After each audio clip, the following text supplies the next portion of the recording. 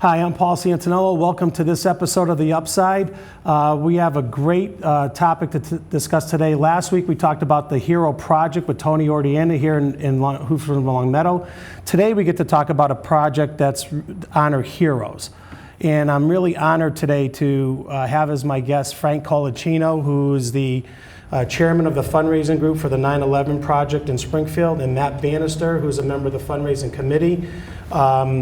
Guys, welcome to the show, and thank you for coming, because I think this is a really awesome thing that's going on right now in our neighborhood. So thank you for coming. Thanks for having us. All right, so first we're going to start with is tell us what's going on with the 9/11 project, whichever one wants to take the... Go ahead, Matt. Go ahead, Frank. Well, the 9/11 project, it's been sitting idle for a long time. And just in the last probably 6 months or so, it's gathered up some steam.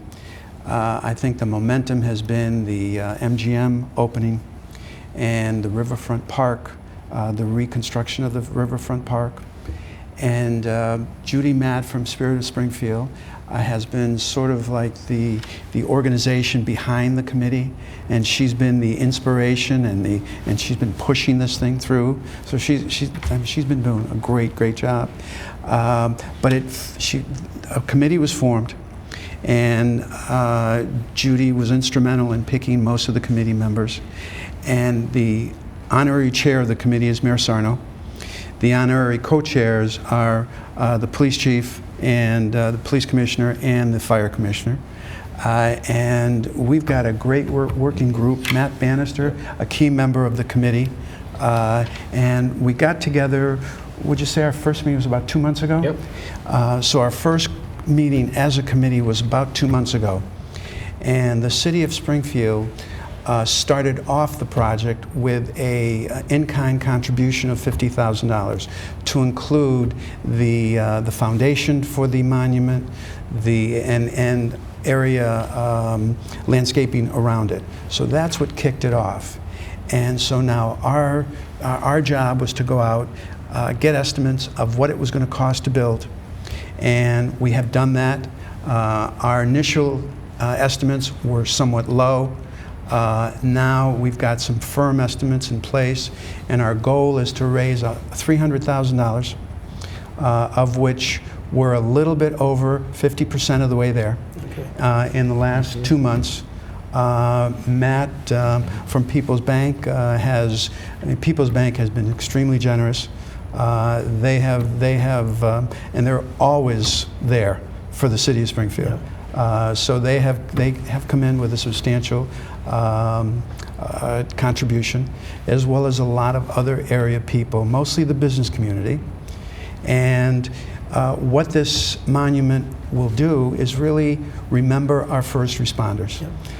We never can give them enough credit.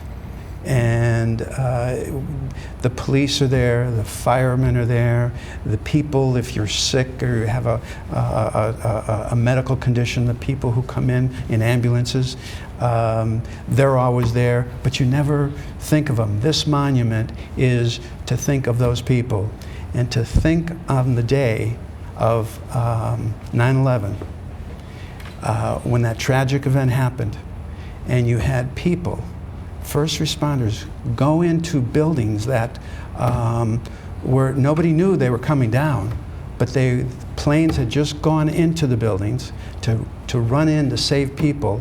That's a pretty remarkable thing, and it certainly merits remembering those people. Yeah.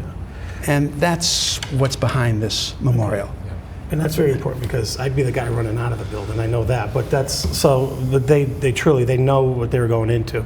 So let's talk a little bit about this. So guys, if you can put a picture up of what this is there's a piece of the steel structure of the World Trade Center.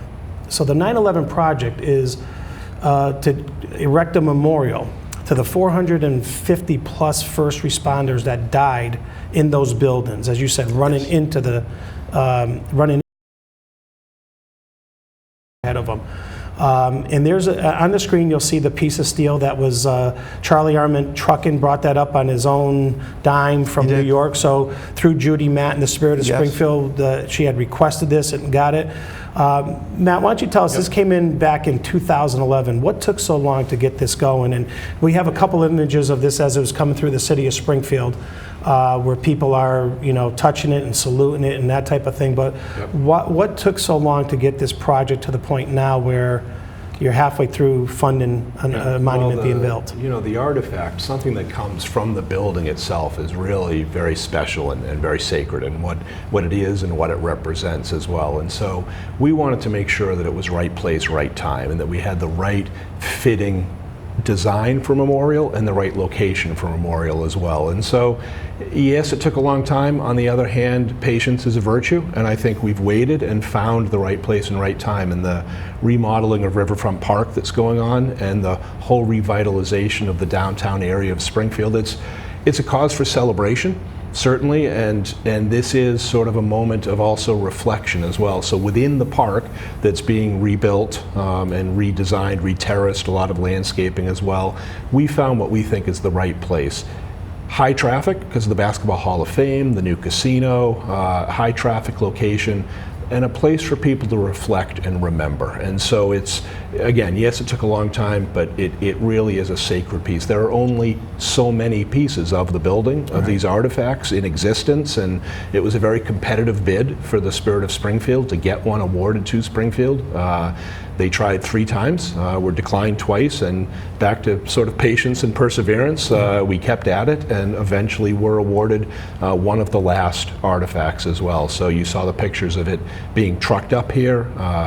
We have a design studio that's going to make a beautiful memorial with the names of the first responders inscribed. One of the questions we've had is, why Springfield? What's the connection to that? And the World Trade Center attacks, 9/11 happened in New York City, but it happened to America. And I think we always are connected to our first responders, and will always be connected to 9/11. And so for me, it's a natural connection to the city. Yeah, and there's a couple different things why I think this project is awesome. I mean, you talk about first responders, and they're always there. And in today's world, you hear about a lot of negatives that go on with whether it's in a police department or someone did something. And I always say for every bad cop, there's 1,000 plus good cops. And my dad was a cop, so I have a little bit more knowledge of what goes on maybe in cops' families and that type of thing. And it's really, this is a tribute not just to those people that died, but to first responders in general. Yeah. And that we are remembering what the sacrifices that they make, but not just in that building on that day, but every day for us.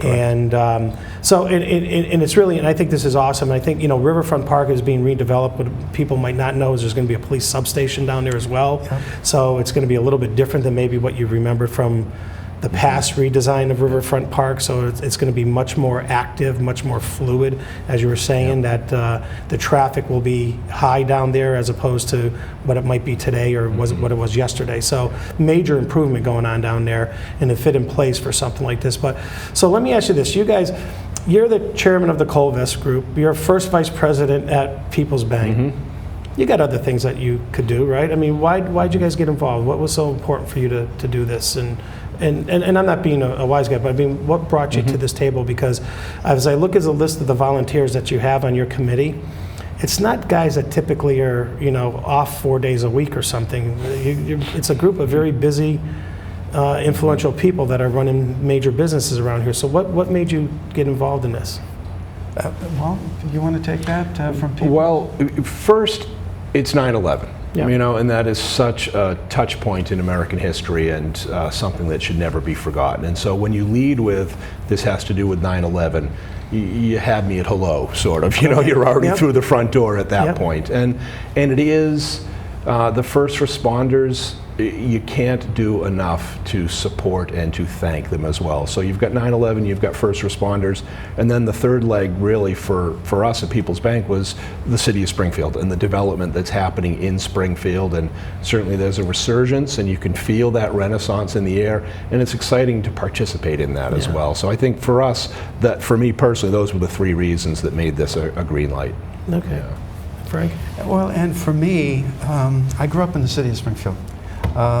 I was born in Italy, but I was 6 years old when my family moved to this country, and grew up in the city for all those years. Went to Springfield Public Schools, and I've always been taught that you have an obligation to your city, to where you grew up.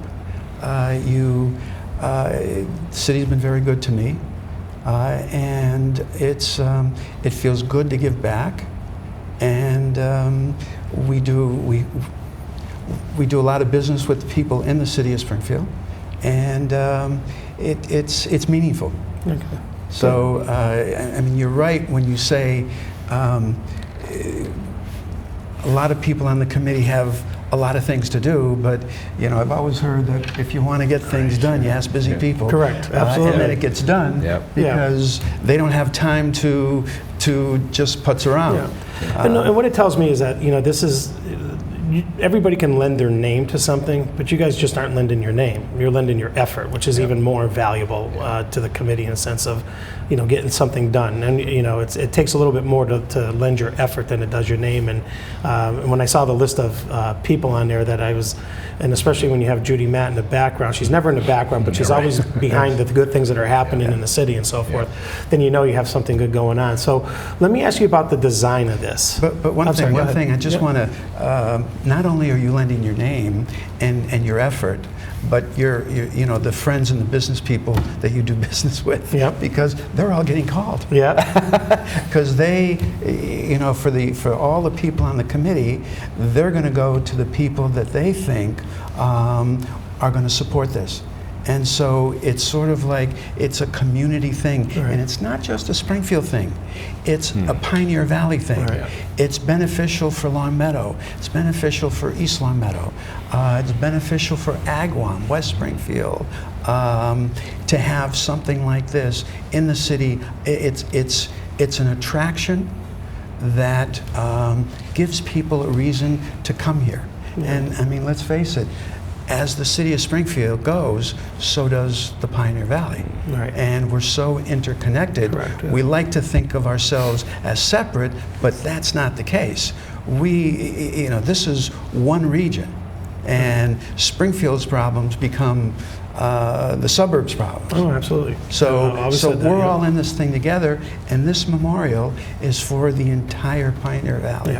And the people who are supporting this, donating to this campaign, are from the Pioneer Valley. And People's Bank is a prime example of giving back. They are just very community-minded, as is Mass Mutual, who's one of our key fundraisers or funders here. So there's a lot of people who already have committed. Good. And and I would be remiss if I didn't mention, there is a Long Meadow connection to September 11th. I believe it was Jean Rogier, who was a flight attendant, graduated from Long Meadow High School out of Boston, that was on one of those airplanes. So there is a connection in not in the first responder side, but on deeply in the inside part of that. But there's more than one. Oh no, I'm sure. There's more. There's more, even in. And I know extended family. But even there's one, and I'm not gonna go through the entire story. But there's a story on one that comes to mind that it actually involves one of the first responders who perished in that tragedy, who has a connection to a local family, and we're so interconnected. Not only here, it happened in New York City, but it happened to us too. And those things just went throughout the entire country. And I want to emphasize, and I want you guys to, please chime in on it, that to get this piece of steel, and I know, it was on the back of a flatbed truck that we showed pictures of, and it's going to be part of the monument that, people will say, well, it's just a piece of steel from the building. First of all, as you mentioned, these were not easy to get, number one, because a lot of communities wanted them. They wanted that remembrance. So it's special in and of itself that we have a piece of steel from those buildings to create, because we could always create a monument, Right. Right. but to have that there to connect the two It's points the together. symbolic. I mean, it's a huge effort Yes. to get that, and it's a big deal to get that, Yeah. correct? Yeah, oh, very much so. It was a very competitive bid process. As you say, a lot of cities around the country have a connection, firsthand, secondhand, and were interested in bidding, and we were very fortunate to come out and prevail, because it is a sacred piece. You know, the buildings were so obliterated when they fell. There was so little left in the way of remnants. You know, this is it's a relic, if you Yeah. will. And just to the building, the steel that we're talking about is about 12 feet long. It's about 2 feet wide, 2 by 2. So it's 2 by 2 by 12. Yeah. So it's a good sized piece, and it will be. I think you showed the rendering. No, we're going to show that next. I was going to ask you about well, that. It's incorporated in the rendering, Right. and the rendering really does service to what happened.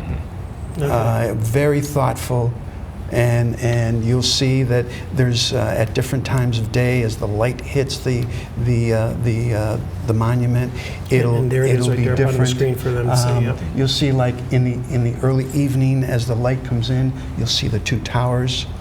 Everybody's, all the people who perished, all the first responders, their names will be engraved on the monument. Okay. See the two towers Yeah. right there? It's a somber memorial, and how fitting that with this memorial that you look at it with the river going by, it just seems like the right setting.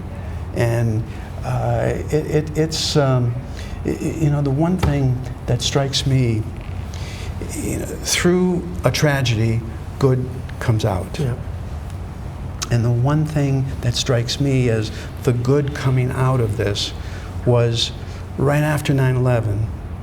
You notice there was no planes were flying, so it was like eerie, and every community wanted to came together and wanted to honor what happened to those first responders. And I can't remember a time where the entire country came together Yeah. as one. And we really felt like we were all Americans first, because this affected all of us. We could use In recapturing a contrast bit to of what's that. happening today, where you have so many disagreements, Yeah. Yeah. and it is. So I look back at that and say, boy, that really, a lot of good came out of that, and I wish we could keep some of that Yep. today. Because we really, in order to get Yeah. through the mess that we're in, we really need to work together. Yeah, kind of. It was a special moment, right, for a period of time where, in that building, you know, without being political, the picture, the image of President Bush Yeah.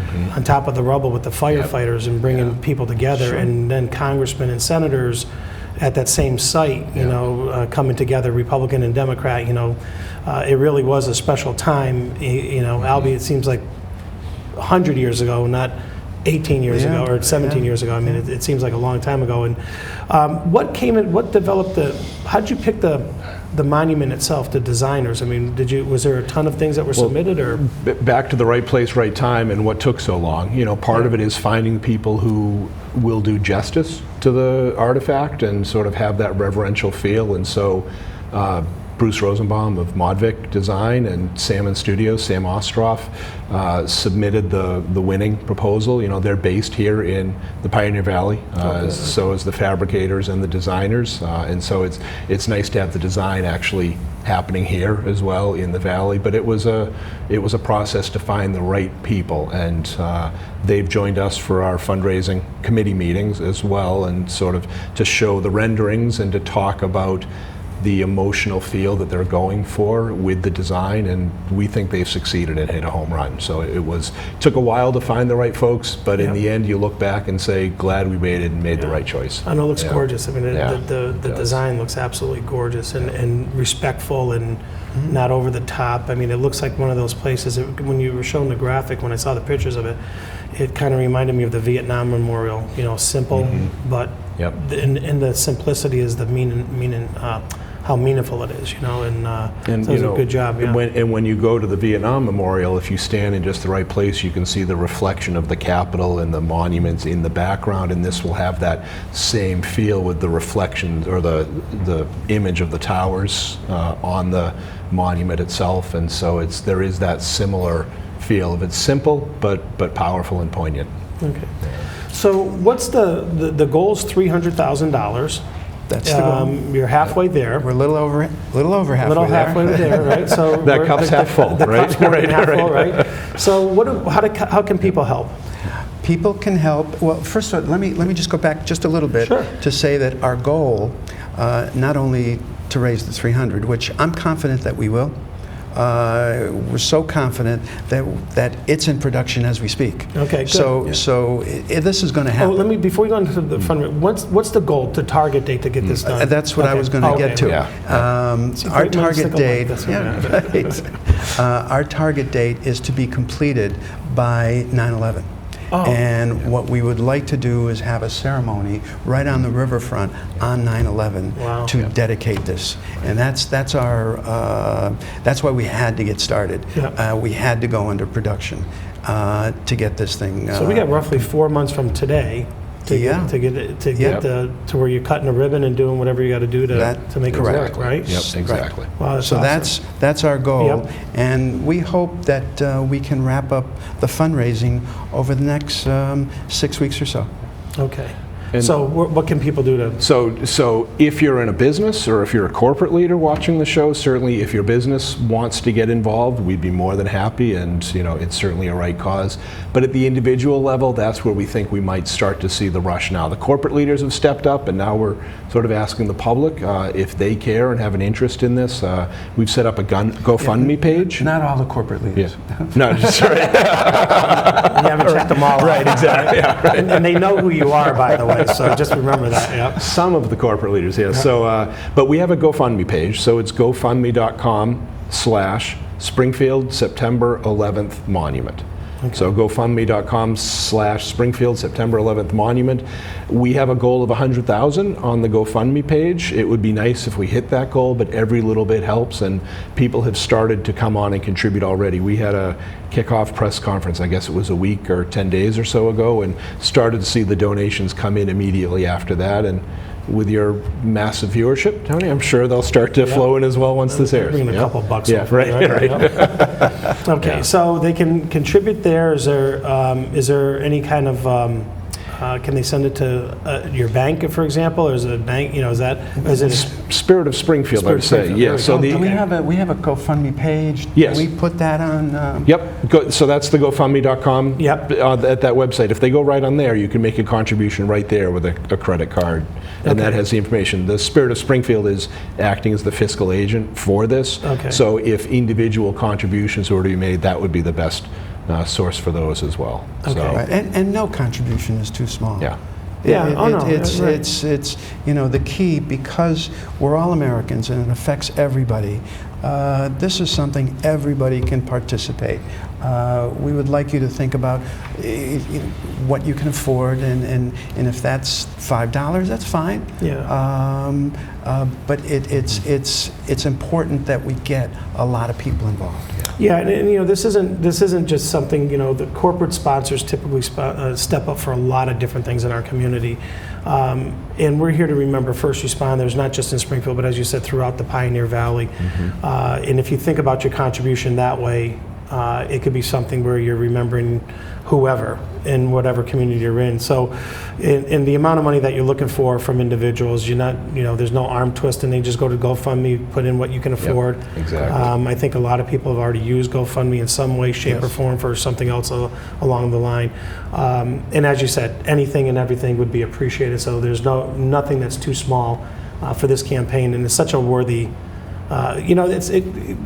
Having grown up in Springfield, we always, you kind of get that. I can understand how the city of Chicago feels sometimes. You grow up in the shadow of Boston, and you have all the pro sports teams down there, and we have an AHL franchise. So you have, everything down there, and but when you look at our community, And I always say that if Springfield were closer to Boston, our home values would be 4 times what they were worth. We'd be a diamond in the rough in that little area. But because we're so, you kind of get that second city kind of complex. And but this is really, to me, this is a national event that's happening in our city. It's not. This isn't something local or hokey or anything like that. This is a pretty big deal. I mean, to be part of that, to be on the map when there is going to be a map someday of these monuments, of where they are from pieces of the rubble. This place is going to be on the map with that, and I think this design is just out of this world. It's so classy. I mean, that's the word the only thing I can think about it. And I don't know if that's associated with memorials, the word classy, but you guys have done such a really good job. Everybody all around has done a really good job. I think it's tasteful. Tasteful. Okay. Tasteful. But I mean, but it's better than tasteful in my opinion. No, I really do. I think it's world class is really what I'm getting at, and I think that we got to get over that, second city complex, so to speak. There is a revitalization going on in the city of Springfield. Whether you like casino gambling or not, it's beyond casino gambling. It's other things that are going on. And this is a good way to support an effort in the community that is a reflection on the whole community, not just the city of Springfield. And I would urge anybody that if you have a feel for this, to just go to the GoFundMe page and donate or get a hold of me or any of these other gentlemen that are on the committee. There's a who's list of people there, so someone knows someone on that committee somewhere along the line.